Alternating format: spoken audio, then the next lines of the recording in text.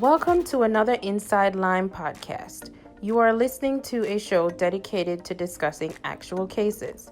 Dr. Daniel Cameron has been treating adolescents and adults for more than 30 years. He feels that the best way to get to know Lyme disease is through reviewed actual cases. Please remember that the advice given is general and not intended as specific advice as to any particular patient. If you require specific advice, then please seek that advice from an experienced professional. Now please welcome Dr. Daniel Cameron.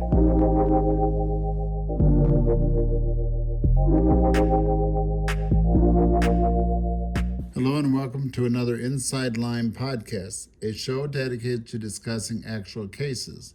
I am Dr. Daniel Cameron. In this episode, I will be discussing a 17-year-old young man who died of Lyme carditis. This case was first discussed in the journal Cardiovascular Pathologist, written by Yoon and colleagues in 2015. The background for this case was published in the Poughkeepsie Journal. Now, the Poughkeepsie Journal is in the Hudson Valley, New York, which is perhaps an hour and 20 minutes north of where I practice. He was a high school honor roll student who aspired to be an environmental engineer and loved the outdoors. He had just returned home from a 2-week stay at a camp in Rhode Island, a state that is endemic for Lyme disease, when he felt ill. He initially was ill for 3 weeks with a viral syndrome, which is a sore throat, cough, and occasional fever. His doctors initially saw him for nonspecific symptoms. They were considering an upper respiratory tract infection, given the fever, tiredness, and body aches. The tests were negative for various infections, but the tests were also negative for tick-borne infections like Lyme disease and anaplasmosis. He subsequently developed diarrhea, lightheadedness, and photophobia.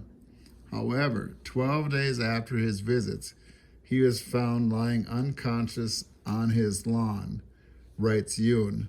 Within hours, he passed away. So we know a lot more about the case because there was an autopsy. You can read more about the autopsy in the journal Cardiovascular Pathologist in 2015 by Yoon and colleagues. The autopsy showed an enlarged heart. The spirochetes that caused Lyme disease were found in the young man's fresh liver and myocardial tissue. There was also evidence of these spirochetes in the heart, lung, and brain tissues using immunohistochemistry staining, and there was also a polymerase chain reaction called the PCR test. The ELISA and Western blot test had been negative while the young man was alive. They were positive now using an IgM approach. IgM is a marker we use for new onset infection. The cause of death by the pathologist was fatal Lyme carditis. The authors highlighted the dangers of relying on a laboratory test.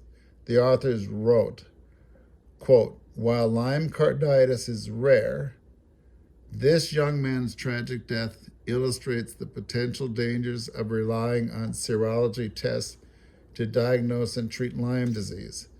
It also underscores the ongoing confusion among doctors over the accuracy and reliability of such tests, especially the ELISA and the Western blot."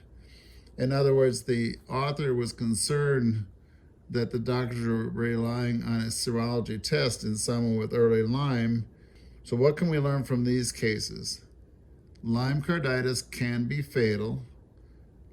Lyme carditis can occur in individuals with the negative test. So what questions does this case raise?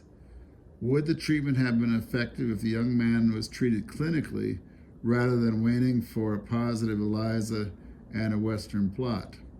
He had the typical symptoms associated with Lyme disease, like fatigue, headaches, body aches, stomach upset, fever, light sensitivity, and he had visited a Lyme endemic region that had a high probability for exposure to ticks. Furthermore, he returned to Dutchess County, which is where Poughkeepsie is, an area that's endemic for Lyme disease, with an estimated 50% of the deer ticks infected with Lyme disease. In my practice, each individual requires a careful assessment. That's why I commonly order tests for anemia, liver and kidney function, thyroid disease, lupus, and rheumatoid arthritis, in addition to other tests as indicated. And I also order tests for tick-borne infections if indicated. I also arrange consultations such as neurologists, rheumatologists, and ophthalmologists. I treat adolescents and adults using clinical judgment if tests are negative. We need more doctors with skills diagnosing and treating Lyme disease if the tests are negative.